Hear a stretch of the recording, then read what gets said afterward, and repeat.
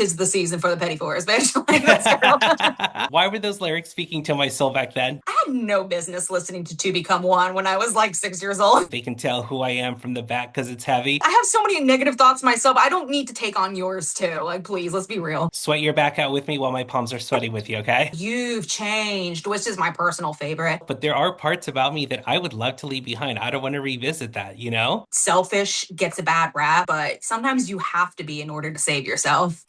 Welcome to Unshut, a place where if at any point you feel like you need to shut the up, don't. Hopefully this stays. Hey, how are you? Good. I lost my tripod, so you are resting against like a whole concoction of random things right now. Listen, that is one way to start, okay? Yeah, we make what we can, what we have. Doesn't that always just say so much about our personalities, though, when we just make do with what we have? 100%. I feel like as an artist, you don't really have a choice. That's basically it. Especially if you're working with like zero budget, you're just like so crafty at just making whatever you have around you work for you. That is amazing. Well, you look fabulous. You look great. So we're all good. Thank you. I'm stoked to do this. This is the first time I've Yes. gotten to talk to another person outside of a studio setting in weeks. So I'm happy. Amazing. Well, I'll break you in a little bit slowly before we kind of get into all the good stuff, but I'm super excited to have you. Super excited. Well, thanks for inviting me. I'm super stoked. Yes. Well, where are you based out? You're in Nashville, correct? Yep, Nashville, Music City. Yes. How long have you been there? It'll be 5 years in September. Amazing. So I'm sure you probably deal with a lot of like, oh, you're not in country music. What are you doing in Nashville, right? Pretty much. Yeah, like everybody thinks Nashville is just like country hub only when it's like, no, it's kind of branching out to be a little bit of everything, which is awesome. Yes, I've noticed a lot of artists, specifically pop and singer-songwriter type of Yeah. artists, they're now going to Nashville for sessions, for writing sessions. It's so cool. Yeah, it's kind of like there's been this huge mass exodus from LA where all the songwriters and musicians are just coming here and leaving LA for like actors and influencers and all that stuff. So we all kind of have our little pockets of the US at this point, it feels like. Yes, which I feel like it makes things so interesting because I mean, there are so many other parts to this country that are Yeah, music based, like Atlanta, Georgia has some amazing music scenes as well, very much. Chicago. So, Yeah, it's awesome. Like, I'm just excited to be around a bunch of creatives and be able to pull little influences from all kinds of genres instead of just, being locked into what you're comfortable with. 100%. Where are you from originally? I was born in Jersey, and then my parents moved to North Carolina when I was in high school. So then I lived there for many, many years. And then I was like, you know what? I think it's time to branch out on my own and go somewhere where I can kind of like make the most of my talents and learn and grow and all that good stuff. So I flew here like every other little aspiring bean. So you went to Nashville all on your own, left your family behind, just kind of, took that leap of faith completely on your own. Yeah, pretty much. I was at a point where I was just kind of at not till I kill the vibe, but I was sort of at like a rock bottom part in my life where it felt like I was losing everything and just outgrowing things. And so I was like, there's nothing really tethering me to North Carolina anymore. So I think it's just kind of time to do what's scary and make myself uncomfortable and go somewhere where I can have a completely fresh start, which is blank era.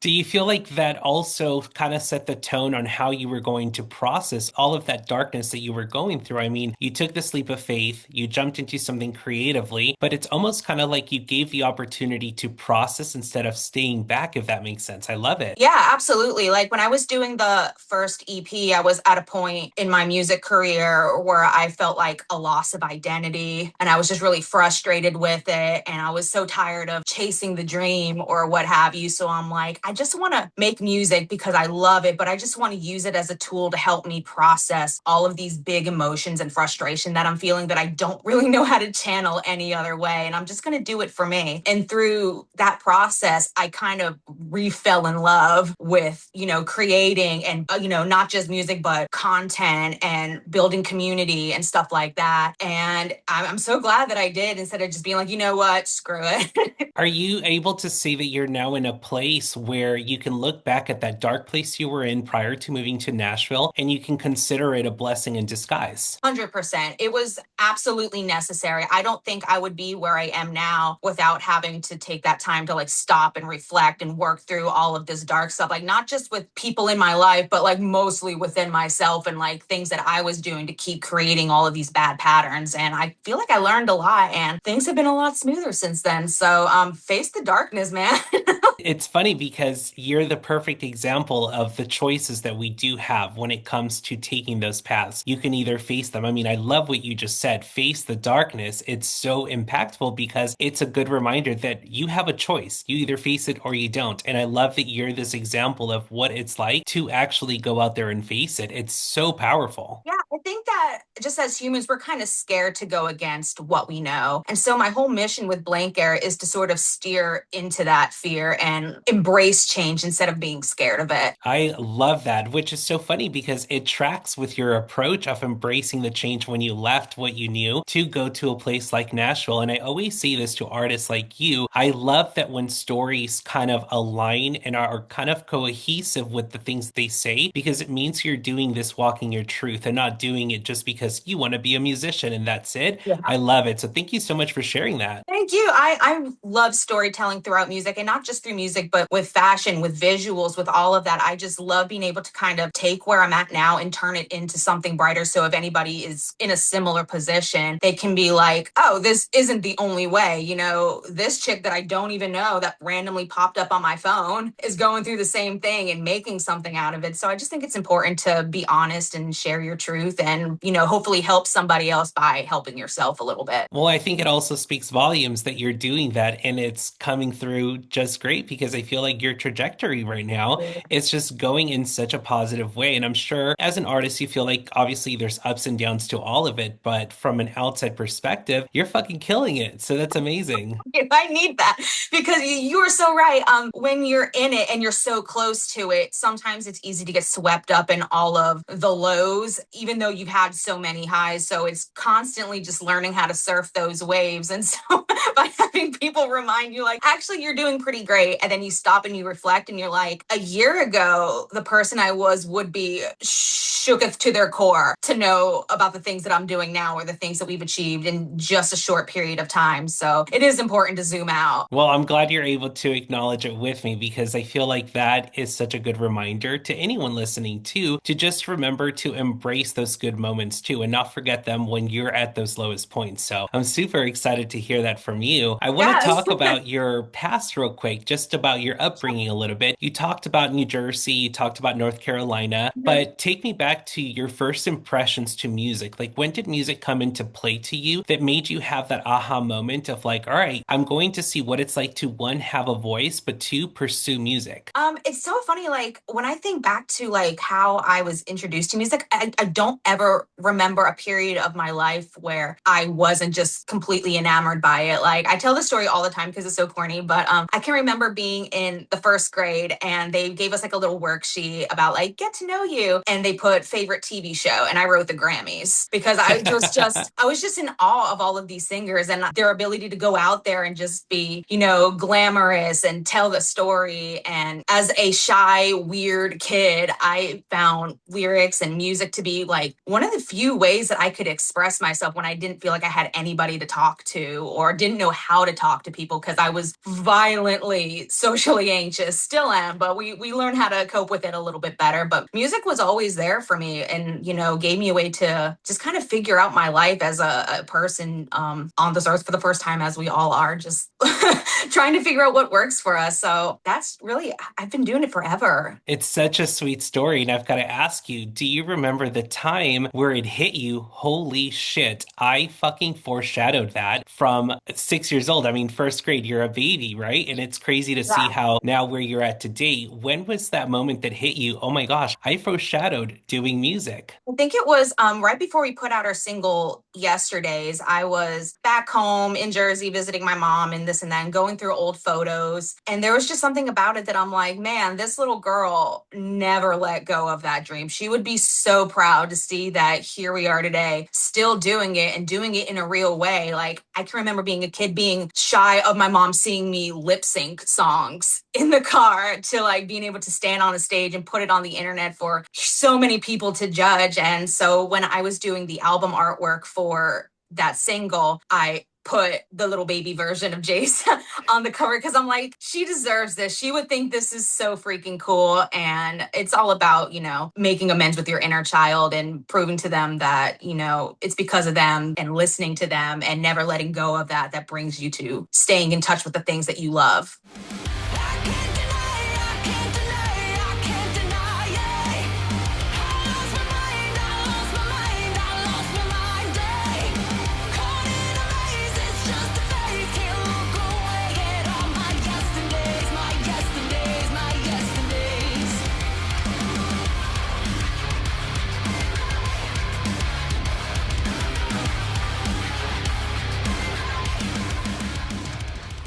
No, I am obsessed with this story. I think it is the sweetest thing, and I think that it's just so important to lock into making that inner childhood part of you so proud and happy. And so I love that Yeah. you're sharing this. I've got to ask you today, where you're at in 2026, what is your favorite show? Oh man, what is my favorite show? I really don't watch shows that much. I'm just like a big YouTube person and I just like I'm obsessed with that's literally the story of my life is like I just love watching music videos. I love I just random things. Let me see. I'm trying to think of a show so I can actually answer the question. It's such an old one, but I love Friends. I love Sex in the City.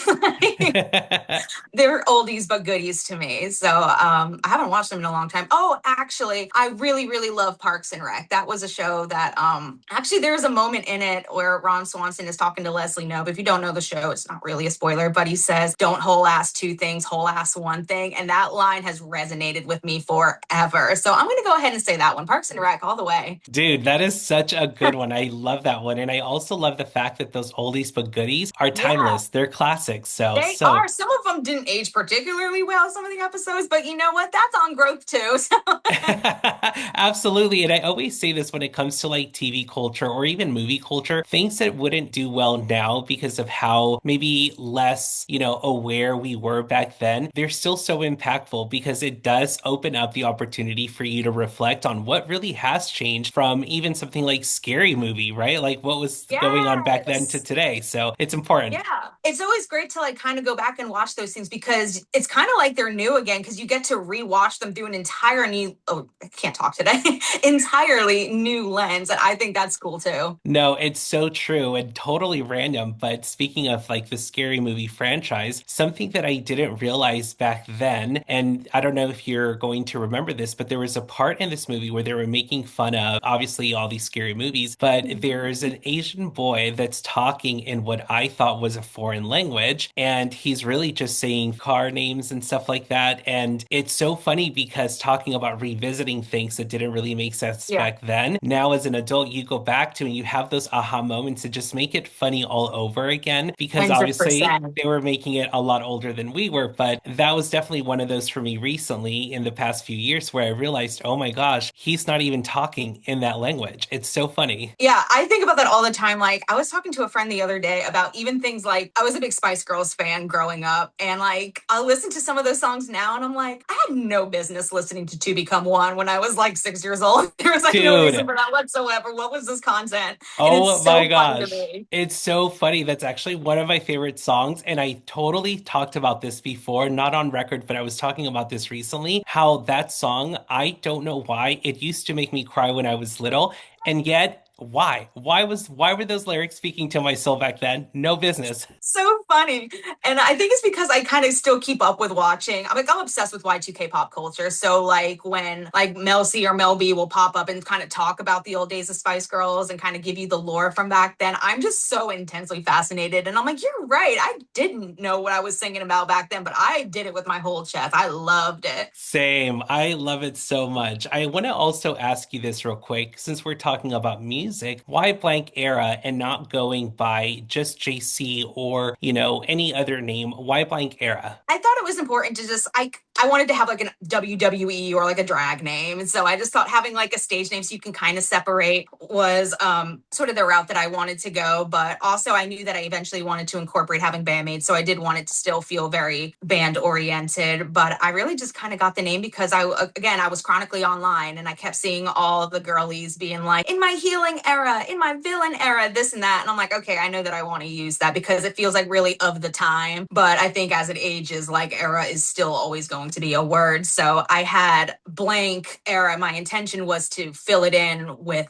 a random word, but I couldn't find one that I wanted to commit to full time. And I'm like, well, maybe that's the point. Maybe blank is the word because you can always just fill it in with something new as you grow and go along. But I also like the double entendre if it kind of feeling like a clean slate or a blank page, which is exactly what I was doing. So I'm like, you know what? We're going to commit and move on. I like that. Dude, hell yes. And I love the fact that having the word blank in there is also just a really good reminder that our eras are constantly fucking changing. Like, I love it. Exactly. Yeah, I was like, why am I fighting so hard to find a word to commit to for the rest of my life when I could just keep it open ended and continue to cycle through? And, as I continue to grow and change and discover more about who I am, you can just kind of keep it flipping. And I love that sentiment. So I thought it was important to kind of share that message as well. Absolutely. I love it so much. And I have to ask you this because we're talking about your name, Blank Era. And so, in honor of Blank Era, we're going to fill in the blank real quick. Are you Yeah, ready? I love it. Let's go. Alrighty, so the first one I have is Darkest Era. Have you written about this dark era that even just you mentioned a little bit in the beginning in regards to your music as Blank Era, if that makes sense? I don't know if I've written about it as it pertains to blank era, but I've definitely written songs, especially on the first EP, that were very, very dark for me. It's probably some of the darkest stuff that I've ever written, mostly just about like how when I'm going through times like that, my coping mechanism is to isolate and to just kind of wall myself off from everybody. Even when people will like see me and I visit with people, it's kind of like there's always like a shut blind in front of it. Like I never really let people truly see me. I'm really horrible about opening up. I don't like to share feelings with people. I don't like being vulnerable because in the past that has always been weaponized against me. So, I wrote about that. And sometimes that song's still really hard to listen to because I'm like, oh, you poor broken baby. But I had a lot of people reach out and say that they related to it. And so at the end of the day, that's the beauty in it. Yes, and that's the best compliment to you too, as just a musician in general, when people can see themselves in the art that you're creating. So Yeah. that's incredible. The next one I have for you is Proudest Era, something that made you proud recently. Okay, I will never shut up about being on Octane Radio for the first time. That was like such a huge thing on my bucket list for so long. And I felt like I had been sending them emails, just like check out my song for so many years. And it was always just crickets. So for Sick of Feeling, which is a song that I am so, so proud of, it's probably one of my more vulnerable songs. And really, like I said, I don't like to open up, but I feel like that one kind of does touch on a lot of things that I have been trying to not talk about. So for that song to be the one to break through the noise and get so many new eyes and ears on what we're doing was so excited. I'm so proud of that. And like I said, I'm making it my entire personality for the foreseeable future. So As you should. And I want to also highlight the fact that you're talking about, it's not very easy for you to talk about. And some people would say, well, then why are you writing about it and singing it? And yeah, I want to go ahead and defend you before you even have a chance to, because I think that this is a really good example of telling people this is one way of letting us in to your yeah. life, but you are still an individual. And a lot of moments in our lives are truly that intimate and they're not for the world to know. But we can give glimpses of what we've gone through music that has helped us heal, but that doesn't mean that we open up the door for you to like spill everything to us. So I love that so much. Exactly, because at the end of the day, nobody really cares what my story is when they hear the song. They want to apply it to their situations. So I think it's more important to write in a way that helps me to work through some stuff, but also people can apply their own meanings to it instead of it being about this specific person or that specific situation. Like I said, nobody cares. I love that. And it's also you telling them, make your story out of my Yeah. art. Hell yes, dude. I love that. Chasing your demons till they look like mine. How many times must I die for all the things that you did wrong? I've had enough, I've played enough. It's still not enough. I don't wanna break the cycle that keeps me hanging by a thread. I've had enough, I've played enough.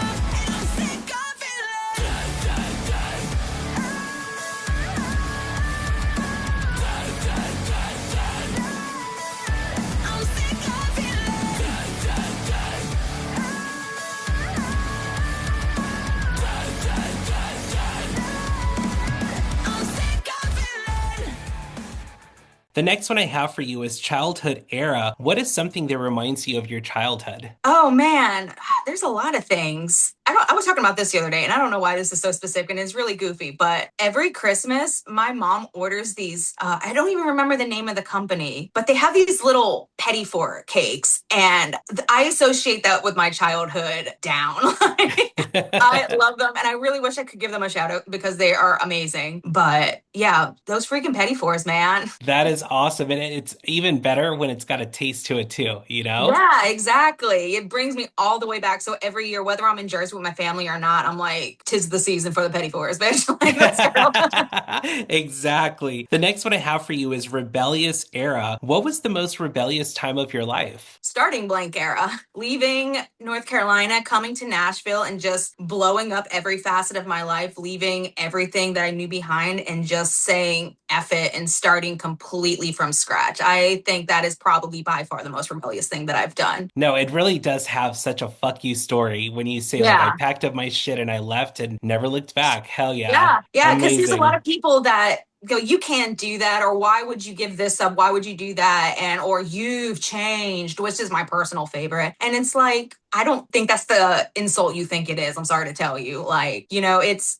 okay to start over, to leave people behind that are dragging you down, and to just choose yourself. I think that selfish gets a bad rap, like, but sometimes you have to be in order to save yourself. Absolutely. And I love that you just said, like, that's not the insult you think it is, because I can Yeah. relate to that so much. When people are like, you've changed, you've changed. And I'm like, listen, it doesn't mean I haven't always loved myself, but there are parts about me that I would love to leave behind. I don't want to revisit that, you know? Yeah, it's always from the people that can't benefit from using that version of you anymore every single time. So every time I hear that, I'm like, thank you, compliment. Hell yeah, preach. Absolutely. The next one I have for you is groupie era. What is your current celebrity crush? I don't know if I have like celebrity crushes per se. I'm just like, I don't know. I will say that my favorite band of all time, and I defend them into the grave, is A Day to Remember. I talk about them all the time just because they're a band that has been like my North Star as far as like music for like 20 years now. I love that they kind of preach about, not boxing yourself in to any one thing. I love that they blend genres of music and don't care if people like it, or when people like, this doesn't sound like your old record. So like, we don't care. We're just making what we like now. I love that. So that is like that's my band crush. But then I'll watch like Doja Cat and I'm like, how do you move like that? That's so beautiful. So I'm obsessed with her, and I love Slater right now too. So those are my two Yes. girly crushes, I guess. Oh my gosh, Slater's at the top of my list right now too. I'm loving her. And I was listening to it getting ready for this podcast, to be honest. hell yes. Mine's definitely not like a celebrity crush. I don't know that he would even be considered a celebrity, but he's definitely a musician. So groupie era would for sure fit. But do you know who Johnny Hawkins is from Nothing More? I've met him. He's so Oh, sweet. I am so jealous because I'd lick that paint off of him so quick, okay? Sorry. No, he is awesome. He's so funny too. Like, he's just like so scattered and funny, and yeah, good dude. You would love him. I love to hear that who he is behind the camera and he's a good person to be around. That's always Yeah. refreshing to hear when it comes to musicians that are having their moment, you know? 100%. I don't know him super well or anything. We just were recording at the same studio at the same time. And I was like coming in and he asked me for a lighter. And I'm like, I don't have one, but I can get you one real quick. Hold on. And then, we just small talked real quick, but he was very nice. That's the thing about Nashville, is like you just randomly walk into people and you're like, what is my life right now? And I try to have like the shortest interaction before I say something stupid and embarrass myself. So I have to just be like, hi, and run away immediately. So, Hell yes. The next one I have for you is Hood Rat Era. Last time uh-oh. something hyped you the fuck up. In like a positive or a negative way, I guess hood rat. You make it whatever you want to make it. I'll get sassy. And I don't want to get too deep into it because I just don't want the drama. But there was a time where there were some people that decided to start this really ridiculous smear campaign about me. And they were just like tagging me and everything, dragging my name, making up a bunch of lies, just trying to provoke a reaction. And I met all of that with not saying anything. I just kept showing up on the internet like living my best, like, because nothing pisses pisses people off more than seeing you continue to do well when they're trying to drag you. So I think that's it for me. Hell yes, and as it should, right? Be unfazed by them. And if anything, what a Yeah. compliment that you are such a hot topic in their life, you know? Exactly. I'm like, I love it. What a flattering thing to say. Biggest fan. Yes, exactly. I love it so much. I want to talk about your latest single real quick. First of all, Congrats. congrats on putting it out because it's such a Thank fucking you. banger. But Thank what can you you. tell the listeners about this song? Sick of feeling is sort of about when you're, like I said, me as a person, I will stay in situations that aren't good for me until the bitter end. I will claw and claw and claw to like fight for somebody. So sick of feeling is kind of about reminding yourself that like you can let go. Some things just aren't worth saving. Like I'm so sick of feeling like, shit. And that's on my own doing because I'm the one that's continuing to stay here. So that's sort of about the breaking point of just deciding to let go. And like we talked about earlier, just kind of save yourself. It's also a departure from what Blank era was kind of doing musically. Like I was really into like, and I still love these things, so you can expect more of it, but more heavy new metal kind of stuff, which I love. And I feel like really speaks to like the aggressive, sassy side of my personality. But I wanted Sick of Feeling to be kind of like a shift in another direction and kind of talk about like the sensitive, more vulnerable side of me because that's real as well. And I really just kind of want Blink Era in general musically to kind of embody every single part of my personality and not just be like, okay, this is a new metal band. I want to be all of the bands. I want to be on every single one of your playlists because I have so many influences that I just can't tie myself down to it. And there we go, Blank again. I'm just going to be, okay, now I'm in my new metal era. Now I'm in my alt rock era. Now I'm in my pop punk era.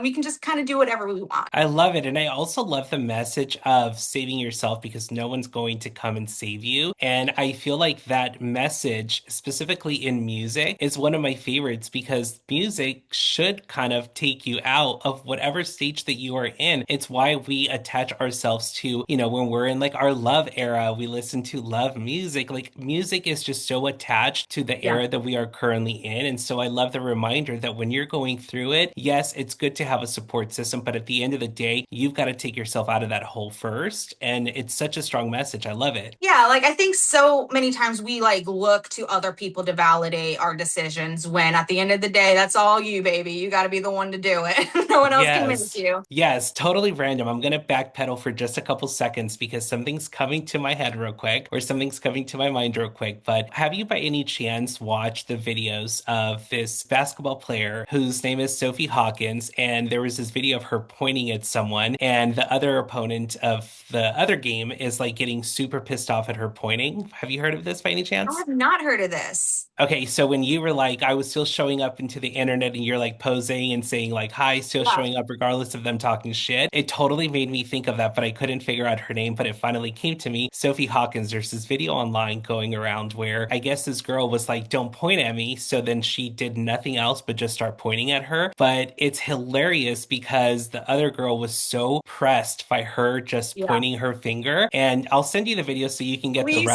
reference. want to see this.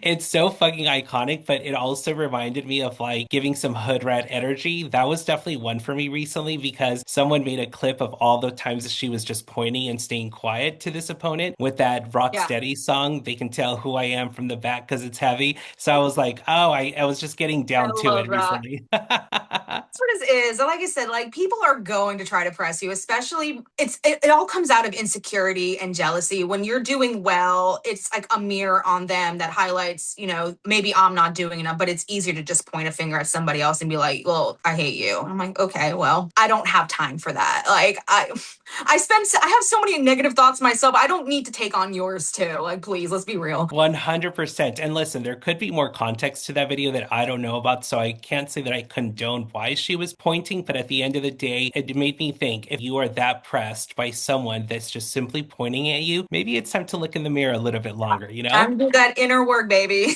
Exactly. I love it so much. I also want to talk about your song Third Degree Burns with Citizen Soldier. First of all, am I mistaken or not, but did that recently just hit 1 million streams? It did. Like I posted about it yesterday, but it had happened I think Friday or so, and that's just a wild number to me. Like I don't care how many times, you see something like that. Like a million is such a huge number. And for a song that I was so scared to put out and be a part of, it kind of, again, just kind of validates all of the things that I try to tell myself, which is just to keep doing the things that scare you because it pays off every single time. People think I'm too emotional, taking everything too personal.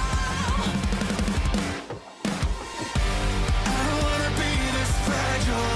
There's not a lot that I can handle. Feeling me falling apart. Third degree burns on your heart. I don't wanna be this damaged. Isolation is the only bandage. Feeling me falling apart. Third degree burns on your heart. Well, first of all, congrats because that's such a Thank huge you. milestone and it's such a good song. But I wanted to ask you, how did that collaboration come about? So I've been friends with the Citizen Soldier guys for many years now. And when I told them that I was starting Blank Era, Jake, their singer, had reached out to me and he's like, "Hey, I think that what you're doing is really brave. And I have this song that I've been working on that's about BPD. And I know that you struggle with that." And he was like, "I think it might be a really cool way for us to kind of help each other out. And, you can tell your story." And at first I was like, I don't think that's what I want to do. I don't want to introduce myself by kind of like putting my biggest insecurity on display because it has always been, I didn't even tell people in my life that I had it, like friends, family, because again, I was just so terrified that they would weaponize it against me because I always go, "You're so dramatic, you're this, you're that." And I didn't want them to be like, "Oh, well, now it's documented. You're like legit crazy and you're toxic and whatever." So I wasn't ready to do it. But then as I started working through the EP and this and that, Citizen was back and he was like, "Hey, still have this song." And I'm like, I think I'm ready. I think I want to do it. That is so amazing. And for those that are listening that don't know what BPD, did I say that correctly? Yes. What is that for those that are listening that don't know? It is borderline personality disorder. It basically means that we feel everything times 100. It's an abandonment issue. Like fear of abandonment is like the huge mile marker of it. But it's like when I'm sad, it is the worst day ever. If I'm happy, it is nirvana. So I feel everything in extremes and they happen at all times during the day. It's never like bipolar where it's like long periods of depression, long periods of mania. It is all of them all of the time. So it's kind of difficult to deal with. And it's kind of hard to stay in front of, especially when like the fear of abandonment is really like at the forefront. It makes you less likely to trust people. It makes you feel like if someone doesn't reply to a text fast enough, they hate me. What did I do? Well, screw them anyway. They're the worst person ever. And going through most of my life not knowing that I even had that, I just thought that was like a normal experience and I was just like a sensitive person. But now it's kind of like I can take steps to stay ahead of it the best that I can. But the sucky part of it is just when you're like, "Hey, I think I'm kind of beating this thing. I'm kind of killing it." I will like lose something that I'm looking for and have a full on meltdown in the living room. And I'm like, "Oh, actually, no, you're still very much not okay." Well, first of all, thank you so much for sharing that because it's not easy to talk about. And I think that Yeah. it's also just another part of you that makes you specially you. And I feel like the beauty part of this is that because you're so aware, I feel like it makes you such an empathetic person to Yeah. understanding when other people are going through their emotions. And so thank you so much for sharing for sure. Thank you. Yeah. I mean, I carried a lot of shame about it for a long time, and it's still not always easy to talk about. Like, my back is sweating right now because I'm so anxious. But I think that the only way that you can get more comfortable is to continue to do it and to get more comfortable talking about it and sharing your experience. And I think that third degree burns was like the first step in really kind of putting that out there and being open and honest so that other people who are, feeling the same way that I do and feel a certain amount of shame about it, can feel a little less alone. And that's all any of us really want. No, for sure. Well, if it makes you feel any better, my hands are sweaty talking with you right now because I was totally lying when I said, for the listeners, that don't know what it means, bitch, I didn't know what it meant, okay? I get that. No, that's so real. So we're both sweaty. Look at us. Yeah, that's it. I do. I'm so anxious all the time, and like it will just be back sweat, which is real cute. So So amazing. Well, I definitely want to talk about what is in store for Blank Era. We're currently entering July. What is going on with you in the summer? Do you already have plans for the fall? All those future plans. Tell us all about them. So I spent, as soon as Sick of Feeling came out, we basically had 3 weeks booked in the studio to start working on an album, which I'm really excited about. I have been loving being in my little singles era, just kind of doing the one after the other. But I'm like, I kind of want to tell like a bigger story because I just love doing that and just giving people more music all at once because that's just what I love to do. There's nothing that makes me happier than being able to be in a room and be creative and kind of purge all of these, emotions and demons and exciting things and sassy things and just say all the things. So I'm really excited about that. I haven't finished yet. I still have some vocals to do. So I'm going to be doing all of that and finishing up throughout the summer, I think. But my next big goal is that I want to go on tour. I want to start seeing people. I want to meet everybody because like it's awesome being on social media and getting to do lives and comments and all of this. But like nothing beats the energy being able to like scream in somebody's face and give them a hug after the show and be able to like hear their stories in person about how they connect to songs. And I'm ready for that. Yes, well, I'm ready for it too. So when you do, make sure you come out to Austin, Texas, okay? I will. I love Austin. So it is definitely a must do. Yes, well, you're welcome here anytime, even if it's not for touring. You can sweat your back out with me while my palms are sweaty with you, okay? Love it. We'll just be the sweatiest people in Austin. Yes, exactly. Thank you so much for your time. It has been such a pleasure getting to know you. I think that there is something so beautiful about your light. And I also just want to give you this credit real quick. Talking about, BPD, you're here in front of a camera where it's just you and I. And it is not easy putting yourself in a situation where it's just you talking and you're doing it just fine. And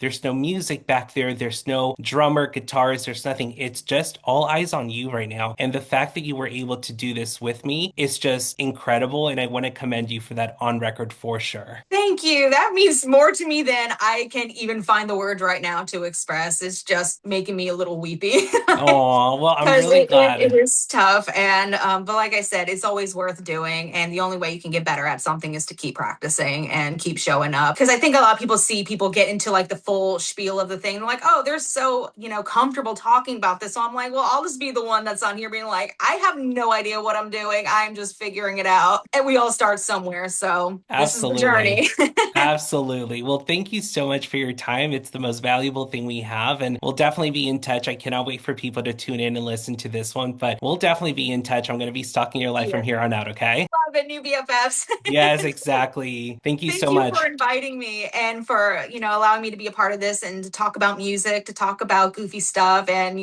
mental health, all that kind of stuff. It means so much to me. And thank you for making this such a comfortable and fun environment to do it in. So kudos to you as well. It means everything. Thank you so much, and we'll be in touch. All right, sounds good. Thank you. Bye. Hey, if you've made it this far, don't forget to follow the socials on the screen or in the description below. And don't forget to subscribe to this channel. See you next week.